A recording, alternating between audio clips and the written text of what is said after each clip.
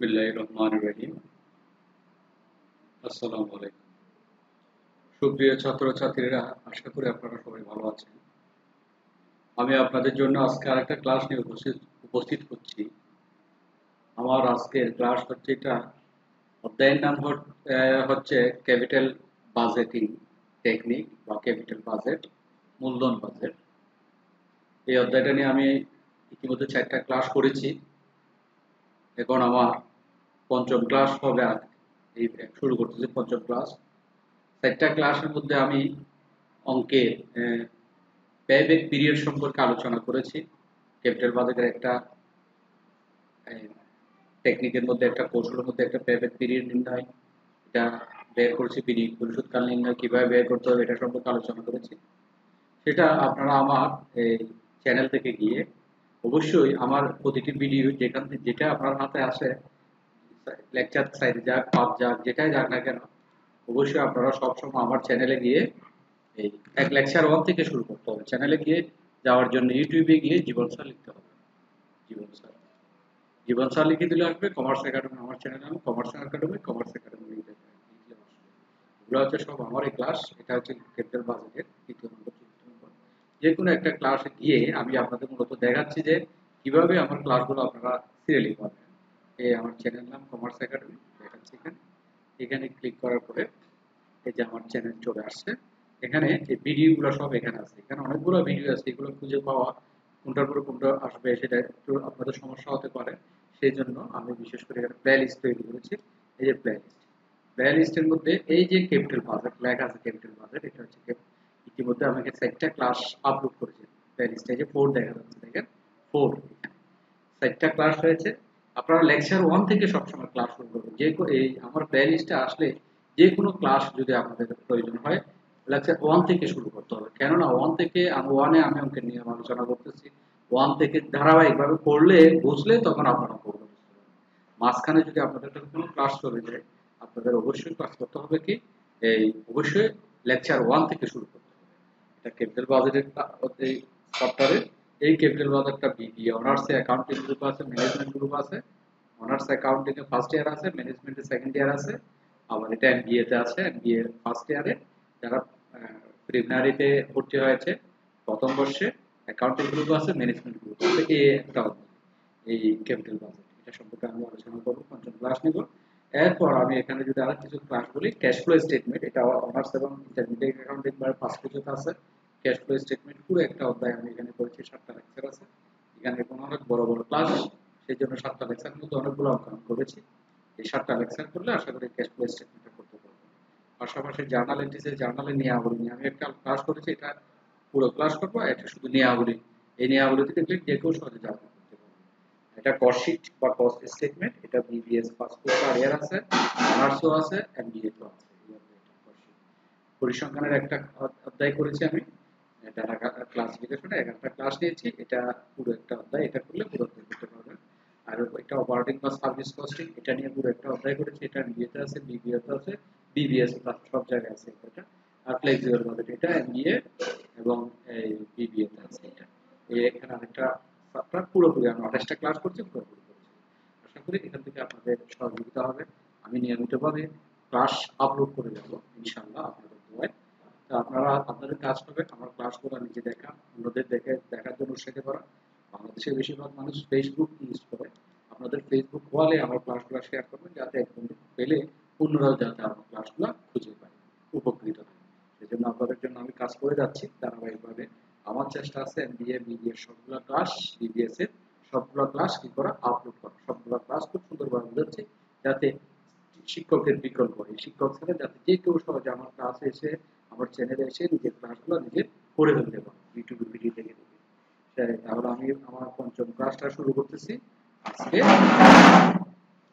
এই পঞ্চম ক্লাসের মধ্যে আমি ডিসকাউন্টেড পেব্যাক পিরিয়ড নিয়ে আলোচনা করবো। এই যে এখানে আছে discounted payback period or present value payback period, এটা সম্পর্কে আমি আলোচনা করবো। ইতিমধ্যে চতুর্থ ক্লাস পর্যন্ত আমি একটা আইটেম সম্পর্কে আলোচনা করেছি, ওটা ছিল শুধুমাত্র পেব্যাক পিরিয়ড, ওটা সম্পর্কে আলোচনা করেছি।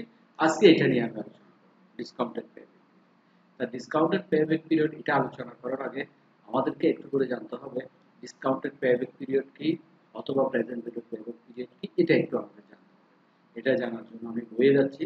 আমার বই আছে যে বর্তমান মূল্য পরিশোধকাল বা বাটাকৃত পরিশোধকাল।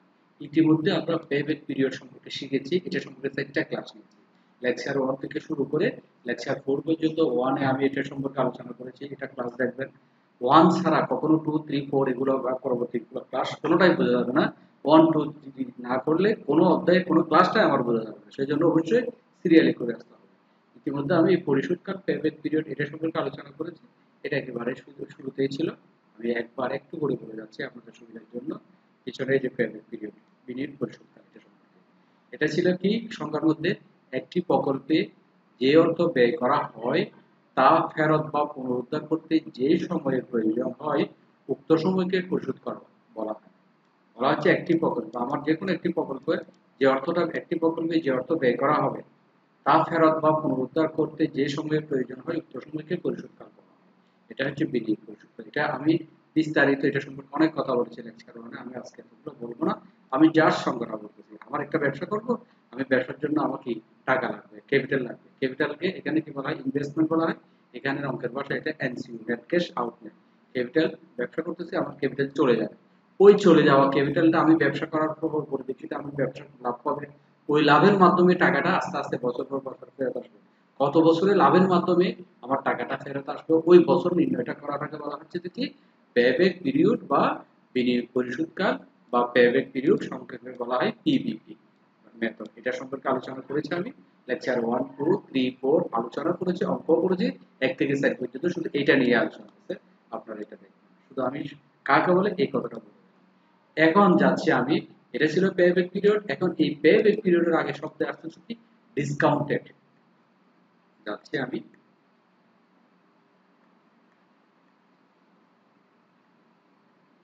এই প্রেজেন্ট ভ্যালু, এই যে পেব্যাক পিরিয়ড শব্দ এখানে ঠিকই আছে, তার আগে কি আছে? প্রেজেন্ট ভ্যালু আছে। অথবা এখানেও পেব্যাক পিরিয়ড ঠিক আছে, তার আগে কি আছে? ডিসকাউন্টেড আছে। প্রেজেন্ট ভ্যালু পেব্যাক পিরিয়ড যে কথা, ডিসকাউন্টেড পেব্যাক পিরিয়ডও সেই একই কথা। বাংলায় বলা হচ্ছে বর্তমান মূল্য পরিশোধকাল অথবা বাটাকৃত পরিশোধকাল। এটা আমরা জানার জন্য আমরা সংজ্ঞাটা জানবো। আমি শর্টকাটে সংজ্ঞাটা আলোচনা করতেছি। এই সংজ্ঞাটা এখানেও আছে, এখানেও আছে, আমি এখান থেকে দেখাচ্ছি। এখানে বলা হচ্ছে সনাতন বিনিয়োগ পরিশোধকালের মূল সমস্যা হলো ইহা অর্থের বর্তমান মূল্য বিবেচনা করে না। মানে এর আগে আমরা যে একটু আগে যেটা আলোচনা করছিলাম পিবিপি পেব্যাক পিরিয়ড, ওটা হচ্ছে সনাতন বিনিয়োগ পরিশোধকাল। ওই পরিশোধকালের মূল সমস্যা হলো কি ইহা অর্থের বর্তমান মূল্য বিবেচনা করে না। অর্থের যে বর্তমান মূল্য কত হচ্ছে এই জিনিসটা বিবেচনা করে না, অর্থের বর্তমান মূল্যটা বিবেচনা করে না। এই অসুবিধা দূরীকরণের জন্য বিনিয়োগ পরিশোধকাল পদ্ধতির বর্তমান মূল্যে বিনিয়োগ পরিশোধকাল পদ্ধতি প্রচলন হয়েছে। এই অসুবিধা দূরীকরণের জন্য বর্তমান মূল্যে, এই যে বর্তমান মূল্যে বিনিয়োগ পরিশোধ বা প্রেজেন্ট ভ্যালু পেব্যাক পিরিয়ড পরিশোধকাল পদ্ধতি প্রচলন হয়েছে।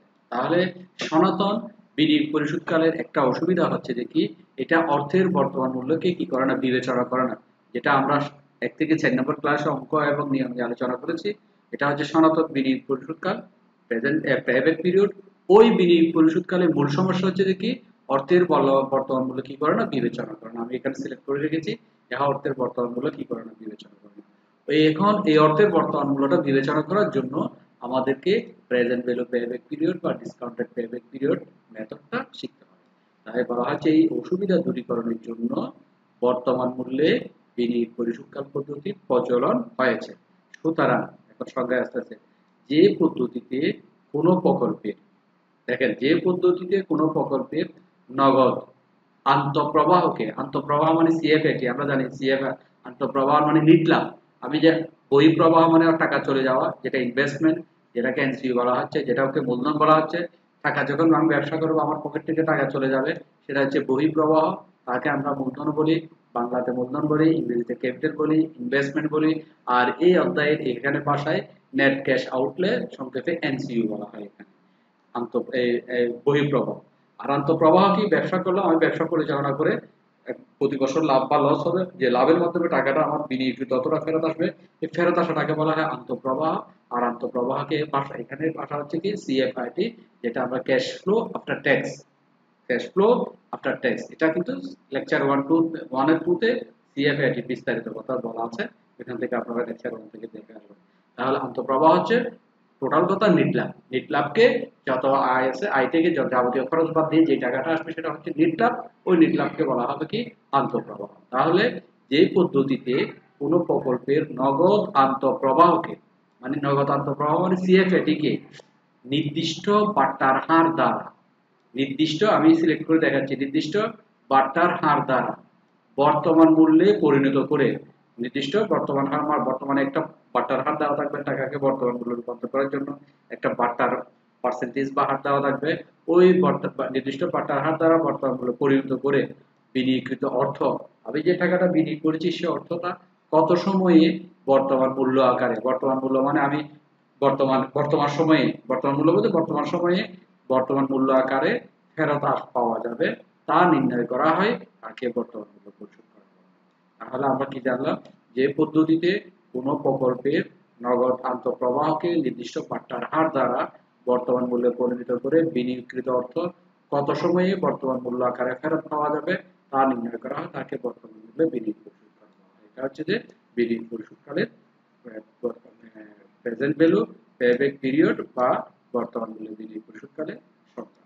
এতটুকু আমরা জানলাম। এখানে আরো সংখ্যা আছে এগুলো আপনারা জানবেন শিখবেন। আমি এখন আমার কাজে যাচ্ছি অঙ্কের জন্য। তাহলে এই কাজটা করার জন্য এখন আমাদের কি করতে হবে আমরা একটা এক্সাম্পল করতে যাচ্ছি। এই যে এক্সাম্পল নম্বর 6 এক্সাম্পল 6 আমরা ইতিমধ্যে 4 পর্যন্ত করেছিলাম। উপরের উদাহরণ এখানে বইয়ে ফার্স্ট এটা 4 হবে। উপরের উদাহরণ আমরা 4 নম্বর উদাহরণ যেটা লেকচার 3 তে পড়েছি মনে হয় লেকচার 3 তে 4 নম্বর উদাহরণের কাজ করেছি। উপরের উদাহরণে 4 উপরের উদাহরণ 4 এর দ্বিতীয় প্রজেক্ট থেকে বাটাকৃত নগদ প্রবাহ পরিশোধকাল বের করো। আমি কোশ্চেনটা যদি আমাদের দেখাই যেহেতু বই আছে আমি এই যে এক্সাম্পল 4 এটা সম্পর্কে বলা হচ্ছে। দ্বিতীয় প্রজেক্ট বলা হচ্ছে যে সেকেন্ড এখানে ছিল মিস্টার জাকির ইনভেস্ট করতেছে 1 লক্ষ টাকা। হি হ্যাজ টু প্রপোজাল তার দুটো প্রস্তাব ছিল। Who is on the project is selected by him কোন প্রজেক্ট সিলেক্ট করতে হবে সেটা নির্বাচন করার জন্য বলা হচ্ছে ফার্স্ট প্রপোজাল প্রডিউস সিএফবিটি হচ্ছে 35,000 টাকা ফর নেক্সট ইয়ার। প্রথম প্রকল্পের মধ্যে ক্যাশ ফ্লো বিফোর ট্যাক্স হচ্ছে 35,000 টাকা করে 5 বছর পর্যন্ত। আর এন্ড সেকেন্ড প্রপোজাল দ্বিতীয় প্রপোজাল হচ্ছে সিএফবিটির টাকা হচ্ছে এই টাকা করে। এখানে বলা হচ্ছে এইটাই প্রশ্ন এইটাই মানে সে 1 লক্ষ টাকা বিনিয়োগ করবে ঠিক আছে। আর এই লাইনটা হবে না এতটুকু পর্যন্ত এতটুকু নাই।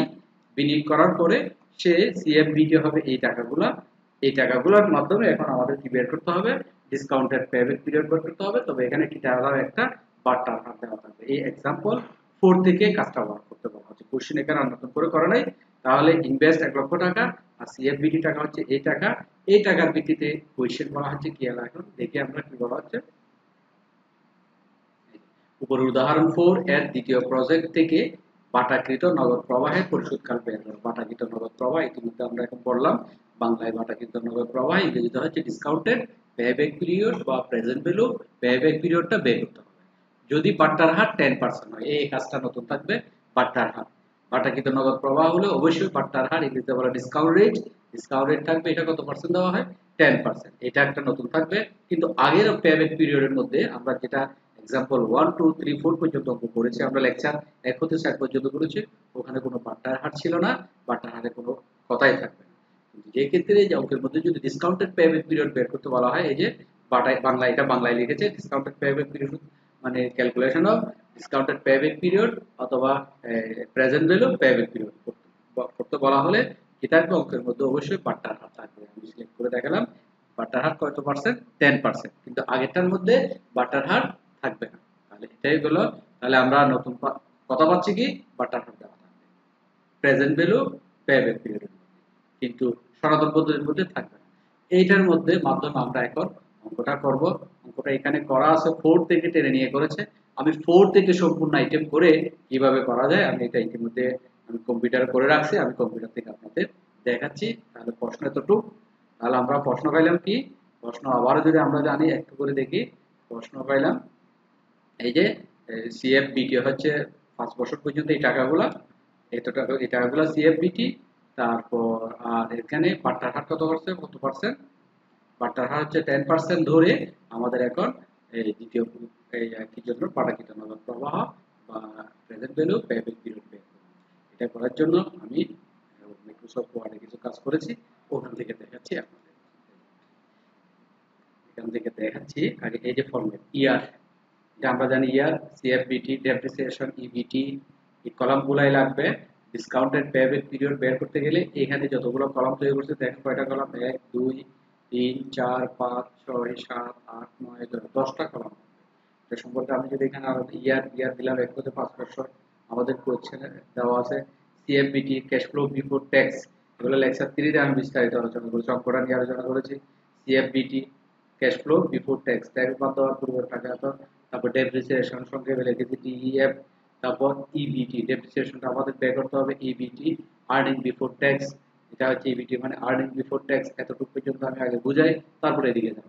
তাহলে এই ইয়ার কোয়েশ্চেনের মধ্যে 1 হতে 5 দেওয়া আছে, অবশ্যই আপনারা দেখেছেন, আমি আবারও দেখাচ্ছি। ইয়ার 1 হতে 5 কোয়েশ্চেনে যাচ্ছে, এই ইয়ার হচ্ছে 1 হতে 1 2 3 4 5, এটা হচ্ছে ইয়ার, এটা হচ্ছে সিএফ বিটি, ক্যাশ ফ্লো বিফোর ট্যাক্স হচ্ছে এই টাকা। এই দুইটা ঘরের জন্য, দুইটা কলামের জন্য দুইটা কলাম আমি এখানে হুবহু প্রশ্ন থেকে ইয়ার বসে দিলাম এবং এটা বসে দিলাম, এই দুইটা কলাম হুবহু প্রশ্ন থেকে বসে দিয়েছি, আমি সিলেক্ট করে দিলাম। তাহলে এই দুইটার কোনো ভেজাল নাই, কোশ্চেন থেকে বসে দিতে হবে। এরপর ডেপ্রিসিয়েশন, এই ডেপ্রিসিয়েশন টাকাটা নির্ণয় করতে হবে। আমি এখানে ডেপ্রিসিয়েশনের সূত্র রেখেছি, দেখাই আমাদের টাকাটা বের করে রাখছি। এই যে ডেপ্রিসিয়েশন, ডেপ্রিসিয়েশনের সূত্র হচ্ছে কস্ট থেকে সেলভেজ ভ্যালু বাদ অ্যাসেট লাইফ দিয়ে বাদ, কস্ট মাইনাস সেলভেজ ভ্যালু, ক্রয় মূল্য থেকে ভগ্নাবশেষ মূল্য বাদ, ক্রয় মূল্য মানে ইনভেস্টমেন্ট, এখানে ক্রয় মূল্য বলা হবে ইনভেস্টমেন্ট, যত টাকা ইনভেস্ট করছে সেটাকে কস্ট, কস্ট থেকে সেলভেজ ভ্যালু বাদ অ্যাসেট লাইফ দিয়ে বাদ। তাহলে সে বিনিয়োগ করছে কত, 1 লক্ষ টাকা। কোয়েশ্চেন আছে, অবশ্যই আমরা বলতে পারি কোয়েশ্চেন কতটা, এই যে 1 লক্ষ টাকা ইনভেস্ট, সে ইনভেস্ট করেছে 1 লক্ষ টাকা, এখানে কোনো সেলভেজ ভ্যালু নেই, আর লাইফ হচ্ছে কত বছর, 5 ইয়ার্স, এখানে 5 বছরের তথ্য দেওয়া আছে, 1 হতে 5 লাইফ হচ্ছে 5, তাহলে 1 লক্ষ থেকে সেলভেজ ভ্যালু দেওয়া না থাকলে 0, 1 লাখ থেকে 0 বাদ দিয়ে 5 বছর দিয়ে 1 লাখ থেকে 0 বাদ 5 বছর দিয়ে ভাগ করলে কত আসছে, 20,000 টাকা আসছে ডেপ্রিসিয়েশন। এই 20,000 টাকা ডেপ্রিসিয়েশনটা এই এখানে প্রতিটি কলামে প্রথম বছর, দ্বিতীয় বছর, তৃতীয়, চতুর্থ, পঞ্চম হুবহু বসাই দিতে হবে। তাহলে গেল ডেপ্রিসিয়েশন, আমরা বের করে বসাই দিলাম। এরপর আসবে ইবিটি, আর্নিং বিফোর ট্যাক্স। অবশ্যই আপনাদের বারবার বলতেছে, লেকচার 1 থেকে দেখবেন, এগুলো আমি বিস্তারিত আলোচনা করেছি। EBIT earning before tax, tax বাদ দেওয়ার পর আর্নিং বিফোর ট্যাক্স মানে এই সিএফবিটি থেকে, এই টাকা থেকে, সিএফবিটির কলামের টাকা থেকে ডেপ্রিসিয়েশন কলামের টাকা বিয়োগ করতে হবে। 35,000 থেকে 20,000 বাদ, তাহলে 35,000 থেকে যদি 20,000 বাদ দিলে কত হবে, 15,000 বের হবে। তাহলে এটা বের হয়ে গেল, 35 থেকে 20,000 বাদ দিলে 15,000। এরপর 40,000 থেকে 20,000 বিয়োগ করেন 20,000। এরপর 32,000 থেকে 20,000 বাদ দেন 12,000। এরপর 40,000 থেকে 20,000 বাদ দেন 20,000। 45,000 থেকে 20,000 বাদ দেন 25,000। এই গেল ইবিটি, আর্নিং বিফোর ট্যাক্স। এরপর কি বের করতে হবে, ট্যাক্স বের করতে হবে, কত পার্সেন্ট, 40%। এটা কোথায় ছিল, আমাদের কোয়েশ্চেনে ছিল যে ইফ দ্য ট্যাক্স রেট 40%, পরের হার কত পার্সেন্ট, 40%। এখন ট্যাক্স বের করতে হবে 40%, কিসের উপর, এই 15,000 টাকার উপর, মানে ইবিটির কলামের উপর 40% মারতে হবে। 15,000 উপর 40, 20,000 উপর 40, 12,000 উপর 40, 20,000 উপর 40, 25,000 উপর 40। আমি দেখাই দিচ্ছি 15,000 এ 40, ক্যালকুলেটর নিয়ে আসি, বিজ্ঞান রেডি করে রাখছি। 15,000 ইন্টু 40%, 15,000 গুণন 40% মানে 0.40 মারা যায়, অথবা সরাসরি 40%, 40% কত আসে, হচ্ছে 6,000 টাকা। তাহলে 15,000 40%, 6,15 66,000, 6,000 টাকা নিয়ে বসে এখানে বলবো কত, 6,000। তাহলে একইভাবে 20,000 এর 40% বাইর করলে 4 দুগুণ 8, আমি আর ক্যালকুলেটর ব্যবহার করতেছি না, মুখে বের করে দিচ্ছি। 12,000 এর 40% যদি বাইর করি, 4 12 কত, 48, 4,800। তারপর যদি 20,000 আবার 40 বের করতে, 20,000 4 দুগুণ 8, 8,000, আমি একটা বের করছি, বাইর করলাম 25,000 40%, 4 25 110,000। তাহলে এই গেল ট্যাক্স বের হয়ে গেল। তাহলে ইবিটি পাইলাম, ইবিটি 40% বের করলে ট্যাক্সের কলাম আমরা বের করব। এরপর ইএটি, আর্নিং বিফোর ট্যাক্স থেকে ট্যাক্স বাদ দিলে আর্নিং আফটার ট্যাক্স, ট্যাক্স বাদ দেওয়ার পূর্ববর্তী নিলাম, ট্যাক্স বাদ দেওয়ার পরে নিলাম। পূর্ববর্তী মানে আগে, পরে মানে পরে। তাহলে ইএটি বের করার নিয়ম হচ্ছে ইবিটি থেকে ট্যাক্স বাদ, ইবিটি থেকে ট্যাক্স বাদ, ইবিটি মাইনাস ট্যাক্স। তাহলে ইবিটি কত, 15,000, ট্যাক্স হচ্ছে 6,000, 15,000 থেকে 6,000 বাদ দিলে 9,000 দিলাম। 20,000 থেকে 8,000 বাদ দেন 12,000। তারপর 12,000 থেকে 4,800 বিয়োগ করেন, এটা ক্যালকুলেটর দিয়ে করে একটু, 12,000 মাইনাস 4,800,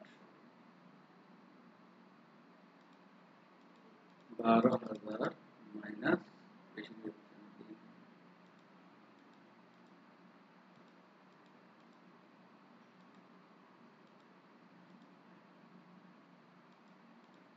7,200, তাহলে এটা হচ্ছে 7,200। 20,000 থেকে 8,000 গেলে 12,000, তার 25,000 থেকে 10 গেলে 15,000। তাহলে ইএটি বের করব। তাহলে ইএটি আমরা কিভাবে বের করব?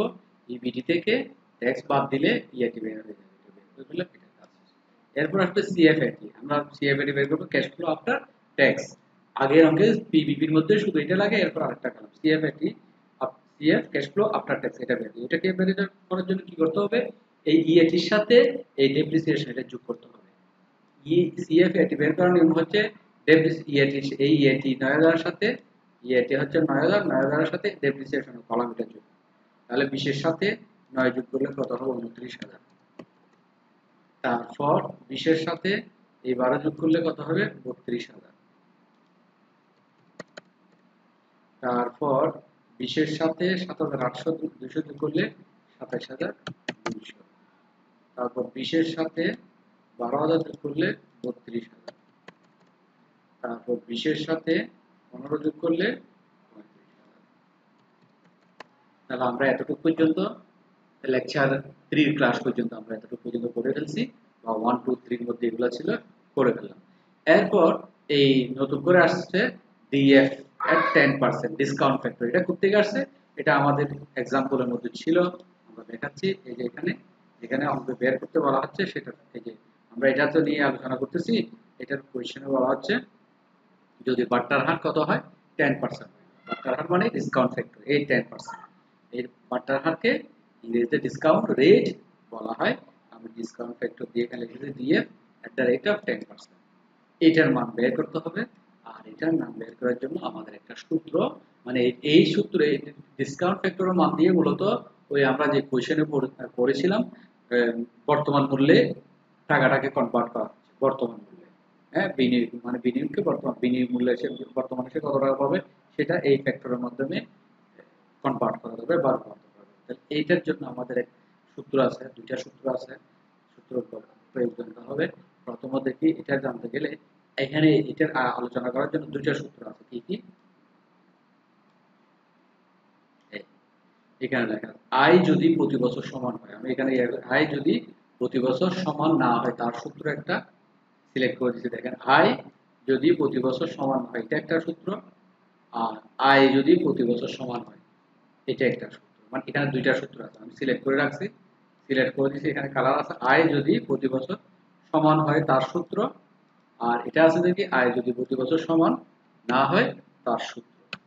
উপরেরটা আয় যদি প্রতি বছর সমান না হয় তার সূত্র। এখন আমাদের বুঝে নিতে হবে যে এখন কোন সূত্রটা প্রয়োগ হবে। এখানে দুইটা সূত্র আছে, এটা এক এটা দুই, কোনটা প্রয়োগ হবে সেটা বুঝতে গেলে তাহলে আমি অঙ্কের মধ্যে আবার একটু যাই, নিচে যাই। এখানে আমাদের সিএফএটি কলামটা দেখতে হবে। এই যে সিএফএটি, দেখেন তো সিএফএটি কলামের আইগুলা কি আমি সিলেক্ট করে দিয়েছি।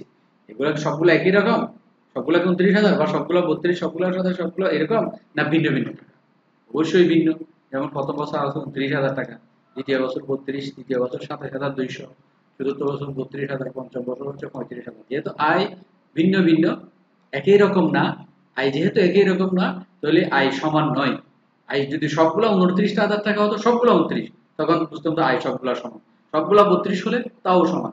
এখন যেহেতু কোনোটাই একই রকম না, ভিন্ন ভিন্ন টাকা আয় হয়েছে, এক এক বছর এক এক রকম আয় হয়েছে, সেই জন্য আয়টা সমান নয়। সমান না হলে এই যদি আয় প্রতি বছর সমান না হয়, এই সূত্রটা আমাদের লাগবে। আয় যদি প্রতি বছর সমান না হয় তার সূত্র। এর সূত্র কি? ডিসকাউন্ট ফ্যাক্টর বা ডিএফ বের করার সূত্র হচ্ছে সমান 1 ভাগ 1 plus r whole to the power n। এটা পাওয়ার, এটা এই নিচের ভাগের হরের পাওয়ার। এটা হচ্ছে যে আমাদের কিসের ডিসকাউন্ট ফ্যাক্টরের ফর্মুলা বের করা। এখন ডিসকাউন্ট ফ্যাক্টর বের করার জন্য তাহলে এখানে আমি বর্ণনা দিয়েছি আবার আর, এখানে আর আছে, n আছে, 1 আছে, 1 আছে। এই আর এবং n এই দুটোর বর্ণনা, n এর বর্ণনা কি, আর এর বর্ণনা কি। এখানে আর মানে ডিসকাউন্ট রেট, আর ডিসকাউন্ট রেট মানে সমান কত? 10%। 10%। ফাইন।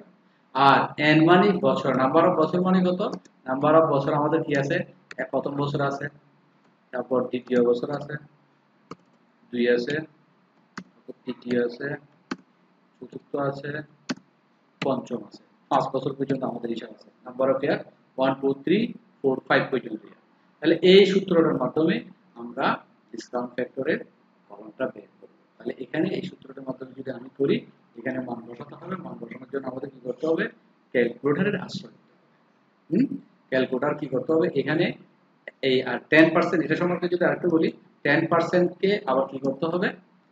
এটা সমান হচ্ছে 10% মানে কি 100 ভাগের 10, 10 কে 100 দিয়ে ভাগ। ক্যালকুলেটরে যাচ্ছি, এই 10% এর অর্থ 10 কে কত দিয়ে ভাগ? 100 দিয়ে ভাগ। তাহলে 10 ভাগ 100 সমান কত আছে? 10% সমান হচ্ছে 0.1 বা 1 ও লেখা যায়, 1 এর পরে 0 দেওয়া হয়। 10% সমান এরকম 0 পয়েন্ট, তাহলে 10% সমান 0.1, 10% সমান 0.1 ও দেওয়া যায়, অথবা or 0.10 এভাবে লেখা যায়। এখানে 10% সমান। তাহলে 10% সমান যদি এরকম হয়, 15% সমান কি হবে? 15% মানে 100 দিয়ে, এগুলো আমি এক্সট্রা দেখাচ্ছি আমাদের অঙ্কের জন্য এটা। তাহলে 15% সমান কি হবে? তাহলে 15% সমান হবে 15 কে 100 দিয়ে ভাগ করলে সমান হবে কত? সমান 0.15। এটা হচ্ছে 15%। তো 12% হলে কত হবে? 12% হলে 12%, এটা হলে কি হবে? 0.12। আবার 6% হলে কি হবে? 6%, 6% হলে হবে যে আমাদের এই 6 কে 100 দিয়ে ভাগ করলে 0.06, এটা হচ্ছে 6%। দেখেন আমি লিখে দিচ্ছি 0.6% সমান, তাহলে 6 কে 100 দিয়ে ভাগ, 6 ভাগ 100, তাহলে কত আসে? 0.06। তাহলে সিঙ্গেল ফিগারের জন্য, মানে ডিজিট যদি সিঙ্গেল হয় 1% 2% 3% এরকম 9% পর্যন্ত হয়, তাহলে এখানে 01 হবে, 02 হবে, 0.01 0.02 0.03 0.06 0.07 0.08 0.09। 10% হলে 0.10, 0.1 বা 10 বা 10% এর জন্য মনে রাখতে হবে। তাহলে 10% এর জন্য হলে এইরকম, কারণ 10 হচ্ছে 2 ডিজিট, 10 11 12 15 13 14 এগুলো সবগুলো 2 ডিজিট। আর 2 ডিজিটের জন্য হবে কত? 0.10 0.11 0.12 0.30 এভাবে হবে। আর সিঙ্গেল ডিজিটের জন্য 0.01 02 03 05 06 এভাবে হবে। তাহলে মনে রাখতে হবে কোনটার জন্য কি রকম হবে। তাহলে আমাদের এখন মান হচ্ছে কত পার্সেন্টে? 10%। তাহলে এগুলো লাগতেছে না, আমি এগুলা আলাদা করে রাখতেছি, এগুলো বোঝার জন্য আলোচনা করতেছি, কিন্তু এটা এই কাজগুলো আমাদের অঙ্কের মধ্যে নাই। আমাদের হচ্ছে এগুলো মুছে দিচ্ছে।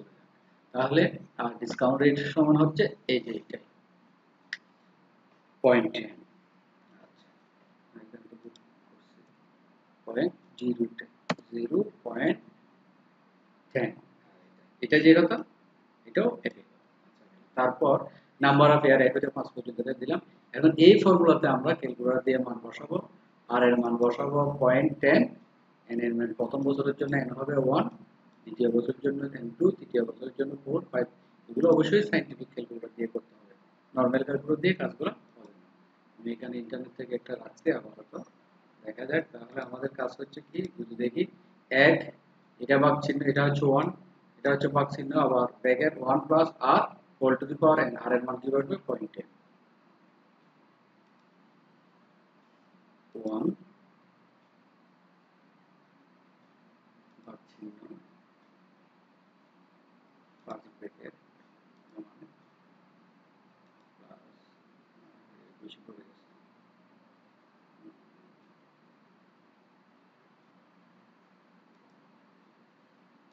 1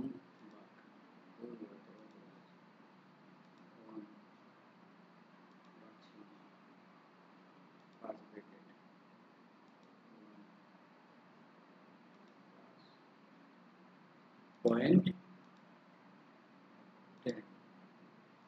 ব্র্যাকেট শেষ, পাওয়ার, এটা হচ্ছে পাওয়ার, এই যে পাওয়ার প্রথম বছরের জন্য 1, এই মানটা আসছে 0.099, এই মানটাই আমাদের আসছে। হ্যাঁ, কপি করি, মানটা এখানে নিতে হবে। প্রথম বছরের জন্য ডিসকাউন্ট করতে হবে।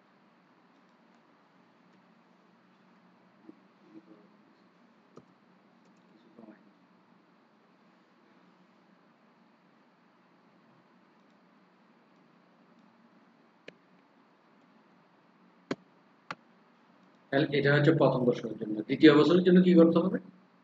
আমি সূত্রে যাচ্ছি। দ্বিতীয় বছরের জন্য এখানে 1 এর জায়গায় কি দিতে হবে? 2 দিতে হবে। 2 2 দিতে গেলে কি করতে হবে আবার?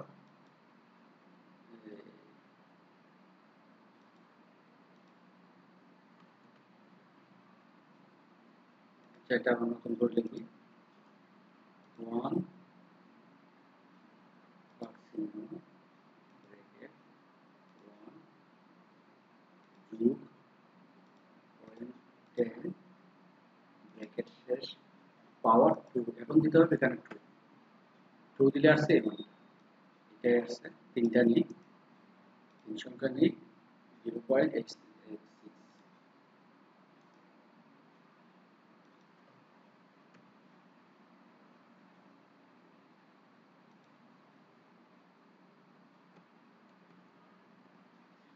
এটা আসছে।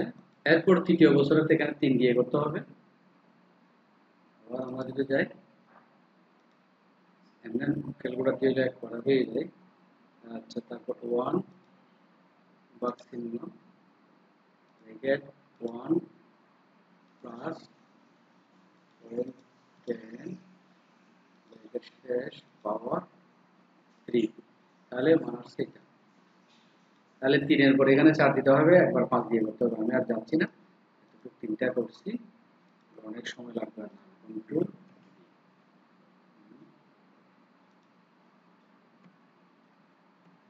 তাহলে 3টা করেছি, বাকি আমি এখান থেকে দেখে দিচ্ছি, আমার বইয়ের থেকে দেখে অঙ্ক থেকে দেখে নিচ্ছি, দেখে করে দিচ্ছি। এই যে তৃতীয় নম্বর হচ্ছে যে 0.6, এইটা 683, 0.68, 0.683, 0.683। তারপর ওটা হচ্ছে কত? 683, এটার পর হচ্ছে যে 0.2621, 0.621, 0.621 তিনটা বসাই দিলাম। এই তিনটা বসানোর পরে এখন তো হবে ডিসকাউন্ট ফ্যাক্টর 10% মান পাইলে discounted cash flow after tax. Discounted cash flow after tax কিভাবে বের হবে? এই 29,000 এর সাথে এই ফিগারটা, এই ডিসকাউন্ট ফ্যাক্টরটা গুণ করতে হবে। 29,000 এর সাথে এটা গুণ। তাহলে 29,000 এর সাথে এই 900.909, তিন সংখ্যা করে হিসাব করি, তিনটা করে হিসাব করি। 29,000 গুণ এই 900.909, 29,000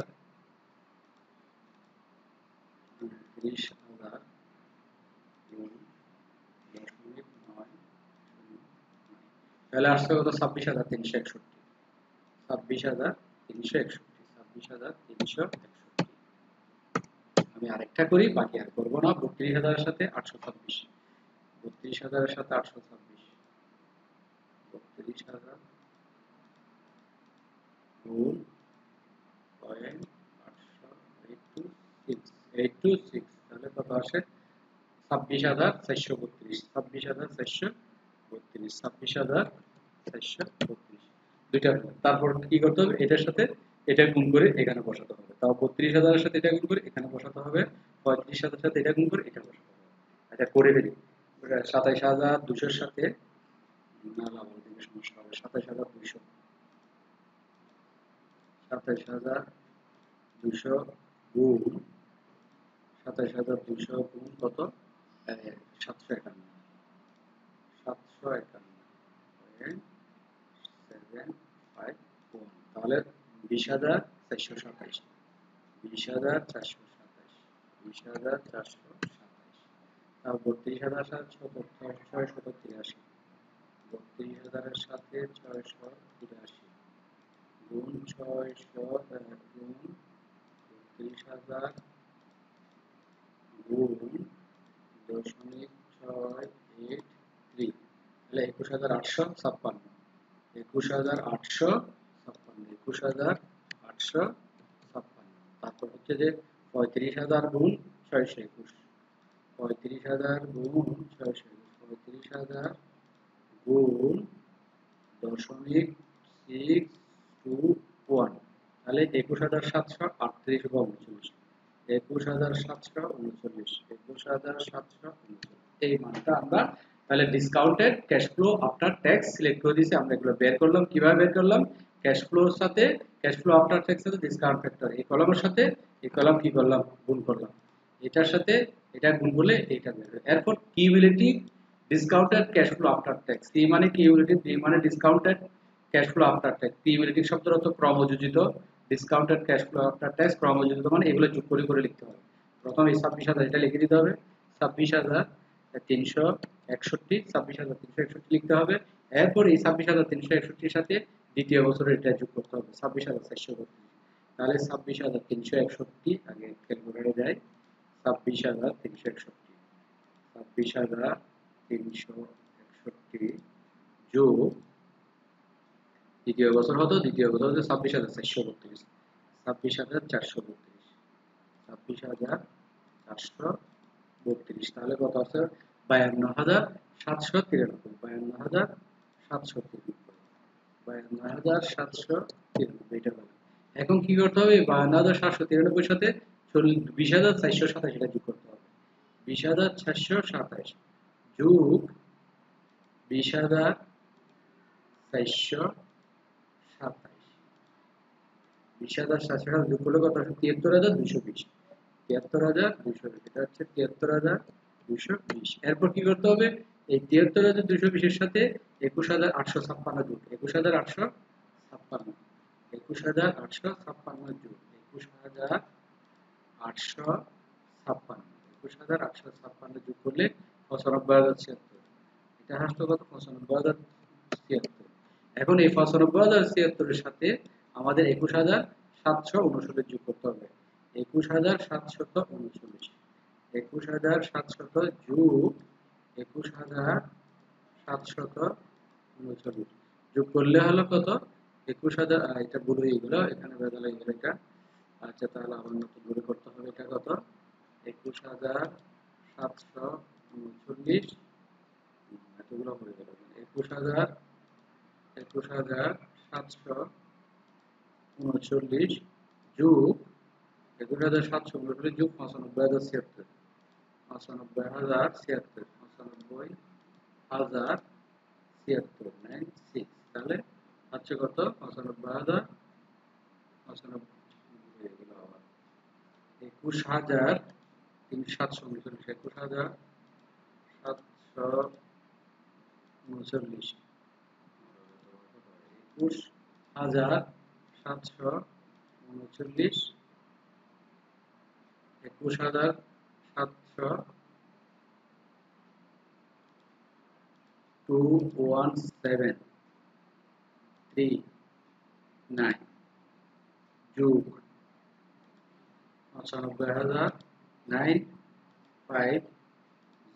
95,950 কত?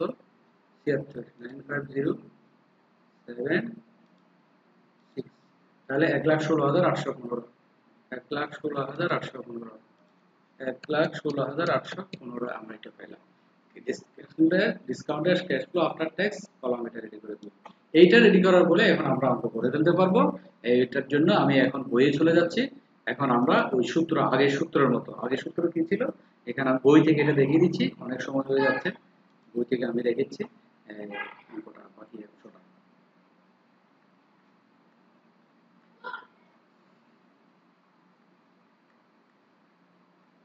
কোথায় গেল?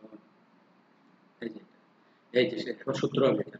আর এখানে এই অঙ্কের মধ্যে, এখানে বইয়ের মধ্যে গুণের মধ্যে ভুল আছে, আমাদের যেটা করছি ওই অনুযায়ী করতে হবে। এখানে গুণ আছে, কিছু সঠিক আছে, কিছু ভুল আছে। আমরা এখনকার আমি যেটা যেখান থেকে করে দিয়েছি ওখান থেকে এটা করবেন, এখান থেকে করবেন না, ওইটাই করবেন। এখন আর সূত্র হচ্ছে ডিসকাউন্টেড পেব্যাক পিরিয়ডের সূত্র। পেব্যাক পিরিয়ডের সূত্র যেরকম আমরা আগে শিখছিলাম সেম সূত্র, সূত্র একই, জাস্ট একটু টেবল নতুন করে তৈরি করতে হবে। ডিসকাউন্টেড পেব্যাক পিরিয়ড, এই যে এটা সূত্র হচ্ছে পিভিপি সমান a প্লাস এনসিইউ থেকে সি বা বিয়োগ করতে হবে, ডি দিয়ে ভাগ করতে হবে। এনসিইউ থেকে সি দিয়ে বিয়োগ ভাগ ডি, তাহলে এর মান, এনসিইউর মান, সি এর মান, ডি এর মান এখন আমাদের জানতে হবে। এর মান কি আমরা জানি, আমি ছাড়ে যাই, এ হচ্ছে আমরা জানি যে আমাদের বিনিয়োগ হচ্ছে 1 লক্ষ। 1 লক্ষ টাকার কাছাকাছি এই যে cash flow cumulative discounted cash flow after tax, এখানে 1 লাখের কাছাকাছি কোন ফিগারটা আছে সেটা দেখতে হবে। আমি সিলেক্ট করছি 1 লাখের কাছাকাছি। 1 লাখের কাছাকাছি আমরা যদি দেখি, এখানে একটা আছে কত? এই ৭৩,০০০, ৯৫,০০০, ১,১৬,০০০। তাহলে এই ১ লাখের কাছাকাছি আছে এটা, আর এটা ১ লাখকে অতিক্রম করে যাচ্ছে। তাহলে এই ১ লাখের কাছাকাছি যে ফিগারটা আছে এটা কোন বছর আছে, এটা যদি আমি মাউস নিয়ে আসি, এটা দেখা যাচ্ছে চতুর্থ বছর। তাহলে হচ্ছে যে ১ লাখের আমাদের বিনিয়োগকৃত অর্থ হচ্ছে এই কোয়েশ্চেনে ১ লাখ, ১ লাখের কাছাকাছি যে ফিগারটা আছে ওটা কোন বছরে আছে, এটা হচ্ছে চতুর্থ বছরে। এই 4 হচ্ছে এ, তাহলে এর মান 4 বইয়ে লিখছে, আমরা বই থেকে দেখাই এর মান 4 আসছে। প্লাস সূত্রের বসে গেলে এনসি হচ্ছে ১ লাখ, সি হচ্ছে কাছাকাছি ফিগারটা ৯০,০৭৬ হবে না আমাদের অঙ্কের মধ্যে হচ্ছে যে ৯৫,০৭৬। আচ্ছা আমি এটা এখানে সূত্রটা লিখি, এটা করে ফেলি। পিবিপি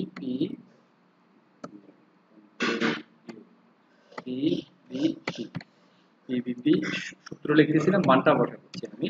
এ হচ্ছে এটা, তারপর প্লাস ইয়া এটা দিলাম, যোগ চিহ্ন দিলাম, তারপর আমাদের কি করতে হবে, ভাগ চিহ্ন দিতে হবে না।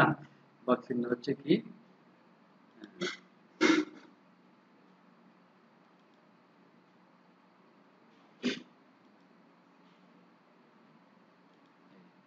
দিলাম এটা, দেওয়ার পরে এখানে কত, ১ লক্ষ, ১ লাখ থেকে ১ লাখ হচ্ছে এত, ১ লাখ থেকে এনসিইউ বাদ, এনসিইউ থেকে কি বাদ, এনসিইউ থেকে কি বাদ, আমার তো ছুটে গেল, এনসিইউ থেকে সি বাদ।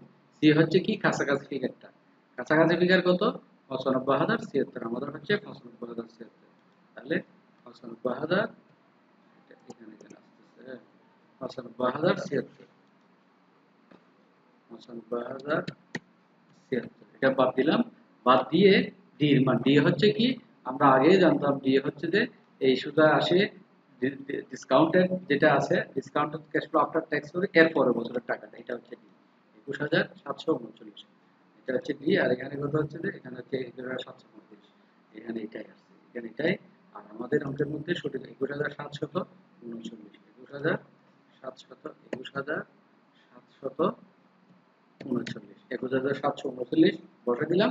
এরপর কি করতে হবে আমাদের, এতটুকু হয়ে গেল, ইকুয়াল দিলাম, ইকুয়ালের নিচে ইকুয়াল দিলাম 4, তারপর প্লাস দেওয়ার পরে ১ লাখ থেকে ৯৫,০০০ বাদ বিয়োগ করে এটা দিয়ে ভাগ করতে হবে। ১ লাখ থেকে ক্যালকুলেটর দিয়ে, তাহলে এটা ১ লাখ থেকে ৯৫,০৭৬ বাদ, ১ লাখ থেকে ১ লাখ ১ ২ ১ ২ ৩ মাইনাস ৯৫,০৭৬, ৯৫,০৭৬ থাকলে এত ভাগ, ভাগ কত হচ্ছে, ৯৫,০৭৬ বিয়োগ করার পরে ভাগ হচ্ছে কত,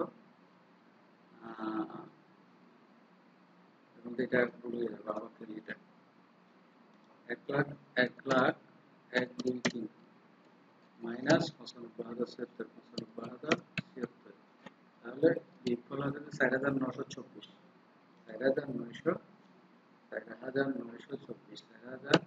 ৪,৯২৪ ভাগ, আমি অনুভব দিলাম, ভাগ হচ্ছে কত, ভাগ হচ্ছে ২১,৭৩৯। এখন ৪,৯২৪ কে ২১,৭৩৯ দিয়ে ভাগ, ৪,৯২৪ কে ৪,৯২৪, ৪,৯২৪ ভাগ ২১,০০০, ভাগ ২১,০০০ কত, ভাগ ২১,৭৩৯, ২১,৭৩৯ দিয়ে ভাগ করলে পয়েন্ট এটা আসছে, পয়েন্ট ০.২২৬৫, ০.22, তাহলে এটার ফলাফল আছে 4 প্লাস ০.222226, তাহলে সমান হবে কি, সমান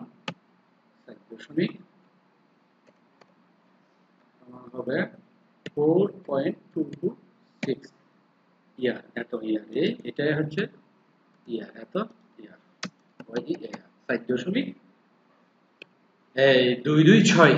এটাই হচ্ছে পিপিপি আমাদের এই অঙ্কের ডিসকাউন্টেড পেব্যাক পিরিয়ডের, এই পিপিপি হচ্ছে 4.226। বইয়ে কত দেখি 4.7, এখানে যেহেতু ভুল আছে সেই জন্য এটার ফলাফল এটা আসছে, কিন্তু এখন আমার এটাই কারেক্ট, আপনারা অঙ্ক করলে অবশ্যই এই ফলাফলটা আসবে। আমি যেটা করছি সিলেক্ট করে দেখাচ্ছি, এই ফলাফলটা আসবে।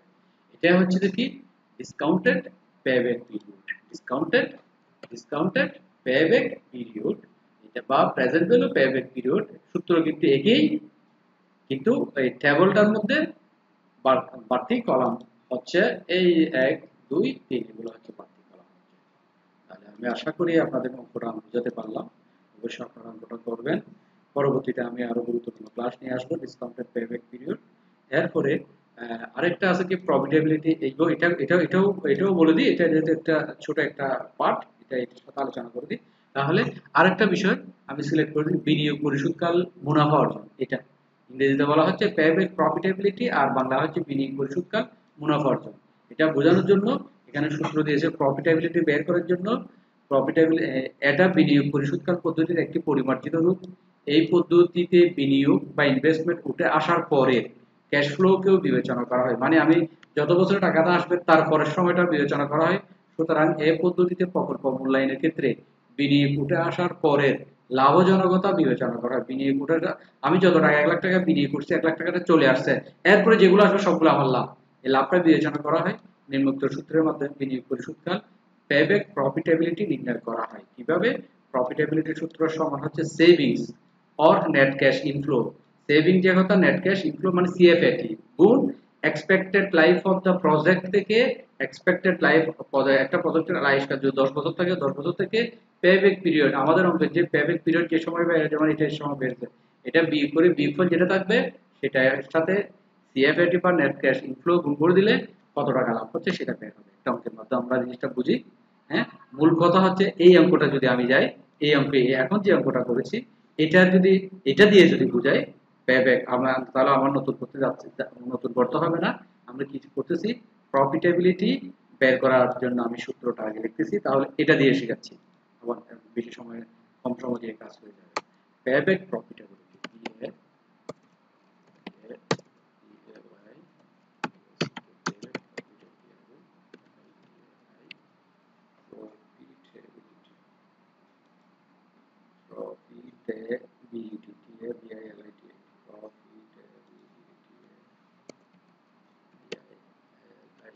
payback profitability equal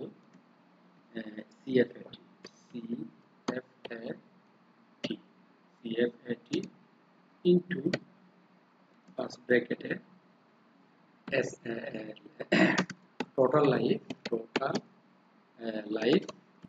total project life JECT project life minus minus কি বলা হচ্ছে এটাকে, আমরা মানে এটা payback period PBP, payback period minus PBP PBP payback period PBP। তাহলে এটা যদি আমরা এখন ফলাফল বসাই, এই এটা তো আয়, এখন এটার আয়ের বেলায় সবগুলা ভিন্ন ভিন্ন আয়, ইকুয়াল আয়ের জন্য লাগবে। আচ্ছা, তাহলে আমি ইকুয়াল আয় দেখাতে হবে, আর না হলে এখানে সবগুলা করে দেখাতে হবে। এখানে আয়গুলো তো ভিন্ন ভিন্ন, সমান আয়ের জন্য এটা বিশেষ করে প্রয়োগ করা যাবে। Total CFAT total project life থেকে পিপিপি বাদ। আচ্ছা, আমি অঙ্কের মাধ্যমে দেখাতে হচ্ছে না, আমি এখান থেকে আয় যদি প্রতি বছর ইকুয়াল হয় সেটার জন্য এই কাজটা হবে। এক্সাম্পল 7 এটা দিয়ে বুঝে দিই। Two alternative machine are available, দুইটা মেশিন আছে। You are required to advise management to the as to the profitability of investment on the basis of payback profitability। তোমাকে অ্যাডভাইস দিতে বলা হচ্ছে, উপদেশ দিতে বলা হচ্ছে যে ব্যবস্থাপককে কি করার জন্য, প্রফিটেবিলিটি অফ ইনভেস্টমেন্ট বিনিয়োগের মুনাফা অর্জন কত হবে, on the basis of payback profitability, payback profitability ভিত্তি করে কত বছরে তার বিনিয়োগটা ওঠার পরে লাভে যাবে, কত টাকা লাভে যাবে সেটা বের করতে হবে, বিনিয়োগ ওঠার পরে লাভে যাবে সেটা বের করতে হবে। পারচেজ প্রাইস, প্রথম মেশিনের দাম 15,000 টাকা, দ্বিতীয় মেশিনের দাম 24,000 টাকা, 24,000। এস্টিমেটেড লাইফ ইয়ার, আনুমানিক আয়ুষ্কাল এটা 7 বছর, এটা 9 বছর। তারপর net earning after tax but before depreciation per Anam, depreciation বাদ দেওয়ার পূর্বে কিন্তু ট্যাক্স বাদ দেওয়ার পরে হচ্ছে কত, এটা 3,000 টাকা, এটা মানে সিএফএটি আর কি, এটা 4,000 টাকা, এইগুলো দেওয়া আছে। তাহলে 7 বছর হচ্ছে 3,000 টাকা করে আসবে, 9 বছর হচ্ছে 4,000 টাকা করে, তাহলে আয় প্রতি বছর সমান। তাহলে এই আয় 15,000 টাকা বিনিয়োগ করে 7 বছরে 3,000 টাকা করে আসবে, 24,000 টাকা বিনিয়োগ করে 9 বছরে 4,000 টাকা করে আসবে, এগুলো সমান সমান দুটোটাই। তাহলে আমাদের পেব্যাক প্রফিটেবিলিটি বের করতে হবে। পেব্যাক প্রফিটেবিলিটি বের করার আগে অবশ্যই আমাদের পেব্যাক পিরিয়ড বের করে দিতে হবে, কারণ সূত্রের মধ্যে পেব্যাক প্রফিটেবিলিটি এটা রাখা আছে, আমি একটু আগে লিখেছি যে এখানে আছে যে সূত্রের মধ্যে পিপিপি আছে। তাহলে পেব্যাক প্রফিটেবিলিটি এটা বের করার আগে অবশ্যই পিবিপি আমাদের বের করে নিতে হবে। যেহেতু আয় সমান, তাহলে আয় সমান, আমাদের আয় সমান অনুযায়ী সূত্রের মধ্যে আগে এটা বের করে নিতে হবে। কোথায়? আচ্ছা, এখানে পেব্যাক পিরিয়ড মেশিন এর মেশিন বি, পিবিপি সমান আমাদের বিনিয়োগ হচ্ছে 15,000 টাকা, সিএফএটি হচ্ছে 3,000। 15,000 কে 3,000 দিয়ে ভাগ করলে 5 বছরের টাকাটা ফেরত আসতেছে। আর এটার বিনিয়োগ মেশিনের বিনিয়োগ হচ্ছে কত? এটার বিনিয়োগ হচ্ছে 24,000, আর লাইফ হচ্ছে কত? 9 বছর। 24,000 কে 9 দিয়ে বা না, ইয়া হচ্ছে তো কি, 24,000 টাকা বিনিয়োগ, সিএফএটি হচ্ছে 4,000 টাকা। 24,000 কে 4,000 দিয়ে ভাগ করলে এটা হচ্ছে এনসিইউর মান, সূত্র অনুযায়ী এনসিইউর মান লেকচার 1 অনুযায়ী, আর এটা হচ্ছে সিএফএটির মান 4,000 ভাগ করলে 6 বছর টাকা। তাহলে এটা হচ্ছে 5 বছরে ফেরত, এটা হচ্ছে 6 বছর ফেরত। যেটা 5 বছরে ফেরত আসতেছে সেটা লাইফ হচ্ছে কত? সেটা লাইফ হচ্ছে 7 বছর। 7 বছর করে 3,000 টাকা করে ফেরত আসে। তাহলে 5 বছরে ফেরত আসলে কয় বছর বাড়তি টাকা থাকে? 2 বছর বাড়তি টাকা থাকে। এখন আমাদের কি করতে হবে? এই প্রফিটেবিলিটি বের করার জন্য আমাদের সিএফএটি হচ্ছে 3,000 টাকা। 3,000 টাকা বের করার পরে এই 7 থেকে 5 ভাগ, এই যে সূত্র এখানে সিএফএটি, এখানে যদি আমরা মান বসাই প্রথম প্রকল্পের জন্য সমান কত? সিএফএটি 3,000 টাকা, আর প্রজেক্ট লাইফ হচ্ছে 7 বছর, মাইনাস পিপিপির মান হচ্ছে 5। 7 থেকে 5 বাদ দিলে 2, 3,000 ইন্টু 2, এই 6,000 টাকা বের হয়ে গেল। একইভাবে দ্বিতীয়টা যদি বের করি, 4,000 টাকা সিএফএটির মান, 9 বছর থেকে 6 বছর। 9 কোথায়? 9 হচ্ছে প্রকল্পের লাইফ, এই 9, আর পিবিবির মান হচ্ছে কত? 6। 9 থেকে 6 বাদ দিলে 3, 3 কে 7 দিয়ে গুণ করলে 3 4 12 টাকা। এটা হচ্ছে পেব্যাক প্রফিটেবিলিটি। তাহলে একটা আমরা বুঝলাম। এখানে সিদ্ধান্ত নিতে বলতে হচ্ছে, সিদ্ধান্ত নিলে আন্ডার দ্য মেথড, এটা পেব্যাক পিরিয়ড অনুযায়ী দেখা যাচ্ছে এই টাকাটা 5 বছরে ফেরত আসবে, এই টাকাটা 6 বছরে ফেরত আসবে। তাহলে পেব্যাক পিরিয়ড অনুযায়ী মেশিন এ ভালো, যেহেতু এটা তাড়াতাড়ি ফেরত আসবে। আবার পেব্যাক প্রফিটেবিলিটি অনুযায়ী যদি আমরা চিন্তা করি, এটা থেকে 6,000 টাকা লাভ হচ্ছে, এটা থেকে 12,000 টাকা লাভ হবে, তখন প্রফিটেবিলিটি অনুযায়ী হবে machine B A better A থেকে। এই কাজটা এখানে এখন লিখেছে decision under the method of calculating of profitability. Profitability method অনুযায়ী machine B is more profitable investment. Machine B হচ্ছে বেশি বিনিয়োগযোগ্য, বিনিয়োগে বেশি লাভ হবে মেশিন বি। এর হচ্ছে বিষয়। আর এখানে আমি যে কথাটা বললাম, এখানে একটি ব্যাপার লক্ষণীয় যে পেব্যাক পিরিয়ড বিবেচনা করলে মেশিন এতে বিনিয়োগ করা বেশি লাভজনক মনে হয়, কারণ এর পেব্যাক পিরিয়ড মেশিন বির চাইতে ছোট, কিন্তু বিনিয়োগ উঠে আসার পর মেশিন এর চাইতে আরো 6,000 টাকা বেশি লাভ করবে। কেননা এটা 12,000 টাকা লাভ, এটা 6,000 টাকা, এটা থেকে বাদ দিলে আরো 6,000 টাকা বেশি লাভ করবে। সুতরাং মেশিন বিতে বিনিয়োগ করা বেশি লাভ হবে। তাহলে প্রফিটেবিলিটি সিদ্ধান্ত অনুযায়ী মেশিন বি বিনিয়োগ করা বেশি লাভজনক, আবার পেব্যাক অনুযায়ী মেশিন এ তে বিনিয়োগ করা বেশি লাভজনক। এই হলো আমার আজকের ক্লাস। আশা করি আপনাদের বুঝাতে পারলাম। আপনারা ক্লাসটা করে ফেলবেন। ভালো থাকবেন, সুস্থ থাকবেন, এই কামনা করে আমি আজকের ক্লাস এখানে শেষ করতেছি। তবে আরেকবার বলতেছি, অবশ্যই আপনারা কি করবেন, আমার সাথে যুক্ত থাকার জন্য আমার চ্যানেলটা কি করে রাখতে হবে, সাবস্ক্রাইব করে রাখতে হবে। নিজেদের বলবেন, বন্ধুদের বলবেন, আমি নিয়মিত ক্লাস আপলোড করব। আপনারা আমার যে ক্লাসটাই পান না কেন, অবশ্যই লেকচার 1 থেকে শুরু করতে হবে। এগুলো হচ্ছে সিরিজ কতগুলো ক্লাস, ধারাবাহিকভাবে যদি আমরা না করি তাহলে বোঝাটা অনেক কঠিন হবে, ক্যাপিটাল বাজেট। সেজন্য অবশ্যই কি করতে হবে, লেকচার 1 থেকে আমাদের চালু করতে হবে। ওকে, ভালো থাকবেন, ধন্যবাদ।